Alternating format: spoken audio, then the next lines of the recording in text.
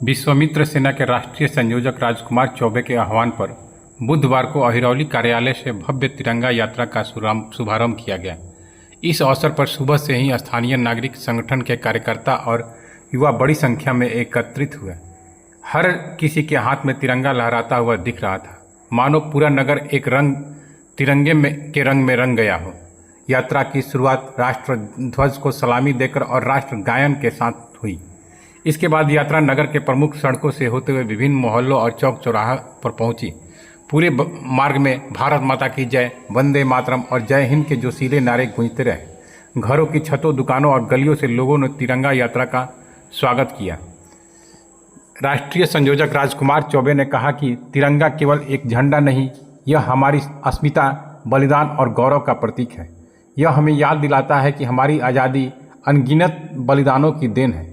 हमें इस धरोहर को सम्मानित रखना है और आने वाली पीढ़ियों में देशभक्ति, एकता और त्याग की भावना जागृत करनी है। उन्होंने यह भी कहा कि विश्वामित्र सेना का उद्देश्य केवल कार्यक्रम करना नहीं, बल्कि समाज में जागरूकता और राष्ट्र प्रेम की भावना को निरंतर प्रोत्साहित करना है।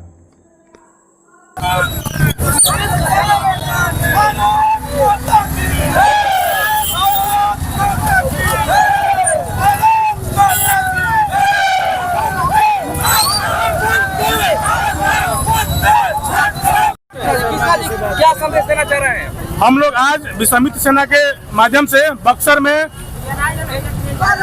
तिरंगा यात्रा का रैली निकाले हैं। इससे हम ये मैसेज देना चाहते हैं कि हम लोग सभी लोग भारतीय हैं और भारत के लिए कुछ भी कर सकते हैं। अटल बिहारी वाजपेयी जी ने कहा था कि ये जो भूमि है ये बंधन की धरती है, अभिनंदन की धरती है।